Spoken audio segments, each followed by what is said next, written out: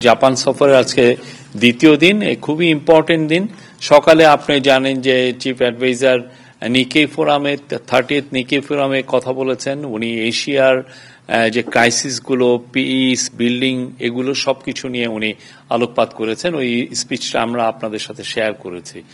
আর এর পরপরই যেটা হয়েছে যে মাহাথির মোহাম্মদের সাথে ওনার একটা বায়োলেটারাল মিটিং ছিল। মাহাথির মোহাম্মদ জানেন আগামী এই জুলাইয়ের 10 তারিখে 100 বছরে পড়ছেন। উনি আগেই তাকে অভিনন্দন জানিয়েছেন, আগাম হ্যাপি বার্থডে জানিয়েছেন।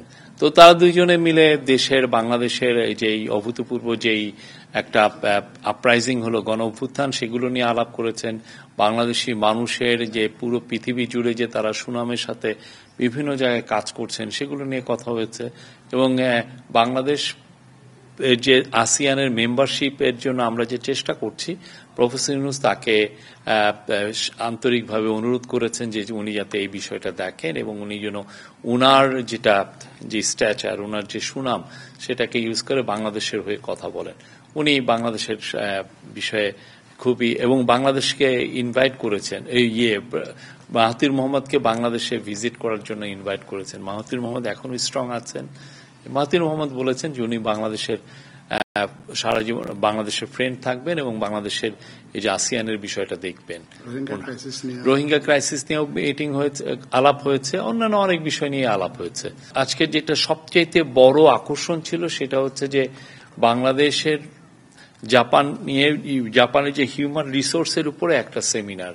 সেই সেমিনারটা মূলত জাপানে আপনি জানেন যে ম্যাসিভ ওয়ার্কারের শর্টেজ, জাপান ওয়ার্কার পাচ্ছে না অনেক জায়গায়। তারা যেটা ওদের প্রজেকশন করেছে যে তারা এই জাস্ট আগামী 5 বছরেই তাদের 8.2 মিলিয়ন ওয়ার্কার লাগবে, এবং যেটা 2040 পর্যন্ত লাগবে 11 মিলিয়ন। তো এই যে এত বিশাল সংখ্যক যে ওয়ার্কার, ওরা কোথায় পাবে? আগে যেটা হতো যে জাপানে ইন্দোনেশিয়া আসতো, জাপানে ভিয়েতনাম থেকে লোক আসতো, জাপানে মায়ানমার থেকে, এইটা 3টা ছিল মোস্ট ইম্পর্টেন্ট সোর্স যারা এখানে এসে কাজ করতো। কিন্তু যেটা হচ্ছে যে ইন্দোনেশিয়ার ইকোনমি খুব ভালোভাবে বুমিং হচ্ছে, ফলে ইন্দোনেশিয়া থেকে লোক এই জাপানে আসাটা অনেকটা কমে এসছে। একইভাবে ভিয়েতনামেরও ইকোনমি বুমিং, ভিয়েতনাম থেকে ওয়ার্কার আসছে না। বাকি ছিল মায়ানমার, কিন্তু মায়ানমারের যেটা হয়েছে যে ওইখানে একটা সিভিল ওয়ার হচ্ছে বলে মায়ানমার থেকে অনেকেই যাচ্ছে না, ওদের অনেক ধরনের স্যাংশন ওরা ফেস করছে। তো এখন মূলত জাপানে ওয়ার্কার আসতেছেন হচ্ছে নেপাল থেকে। তো নেপাল তো অত বড় দেশ না, অত ওয়ার্কার পাঠাতেও পারছে না। তো ওরা বাংলাদেশের দিকে তাকিয়ে আছে। আজকে যে সেমিনারের মূল লক্ষ্য হচ্ছে জাপানি যারা বড় বড় কোম্পানি, তাদেরকে জানানো যে বাংলাদেশে প্রচুর ওয়ার্কার আছে, তারা পৃথিবীতে সমস্ত দেশে সুনামের সাথে কাজ করে, এবং তোমরা যত বেশি রিক্রুট করতে পারবো সেটার জন্য আমরা প্রস্তুত। তো এটার একটা ব্যারিয়ার আছে। তো সেখানে ওদের যে national business support combined cooperatives, ওইটার যে প্রেসিডেন্ট মিস্টার মিকিও ওয়াগাসায়ামা, উনি সরাসরি বলছেন যে জাপান আগামী 5 বছরে, যে সেমিনারটা বলেছেন যে আগামী 5 বছরে 1 লক্ষ লোককে নিবে। কিন্তু যারা বাংলাদেশি যারা আছেন তারা বলছেন যে এই সংখ্যাটা আরো বাড়বে যদি আমরা ঠিক মতো আমাদের ল্যাঙ্গুয়েজ ট্রেনিং দিতে পারি আমাদের জনগোষ্ঠীকে, এবং তাদেরকে মিনিমাম স্কিলটা আমরা ট্রেনিং করতে পারি।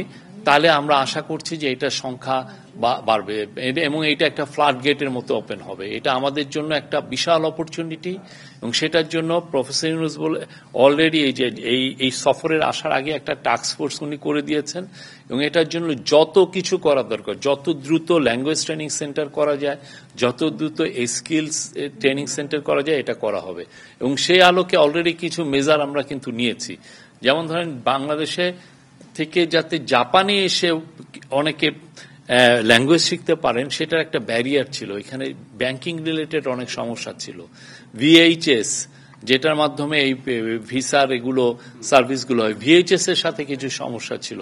সবগুলো দূরীভূত করে জাস্ট ফার্স্ট সেমিস্টারে এই ল্যাঙ্গুয়েজের 3000 ছেলে মেয়ে বাংলাদেশে এসছেন।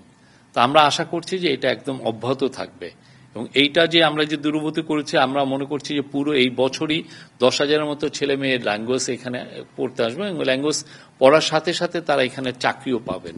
তো আমাদের এখানে ল্যাঙ্গুয়েজে বাংলাদেশে যেটা হয় যে তারা N5, যেটা একটা ল্যাঙ্গুয়েজের শেখার একটা স্ট্যান্ডার্ড, N5টা পর্যন্ত করে, কিন্তু জাপানিজ এরা চাচ্ছে যে N4 কঠিন, যাতে খুব আপনি ভালো মতো কনভারসেশন করা যায়।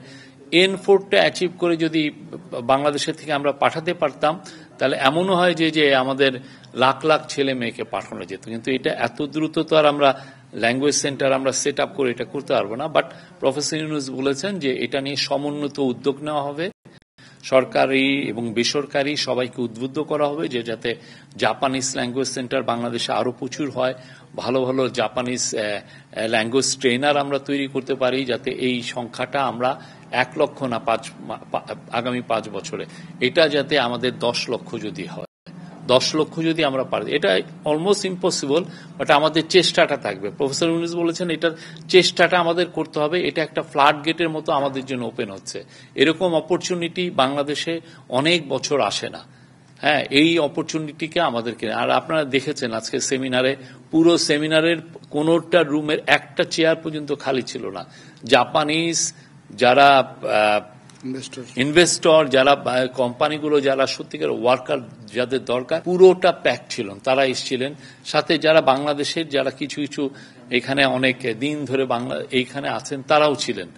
তারা ওইখানে, তাদের মধ্যে আজকে যে আপনারা দেখেছেন যে 2টা MOU হয়েছে মূলত আমাদের যে BMET, যারা স্কিল লেবার, সরকারি যে প্রতিষ্ঠান যারা স্কিল লেবার পাঠায়, BMETর সাথে আপনার কথা হয়েছে। বাংলাদেশে ম্যান পাওয়ার যারা পাঠানোর জন্য যেটা মেন এজেন্সি, তার সাথে এখানে বাংলাদেশ জাপানিজ যারা মিলে রিক্রুটমেন্ট এজেন্সি 2-3টা করেছেন, তাদের সাথে কথা হয়েছে, KDS এবং আরো আরেকটা প্রতিষ্ঠান।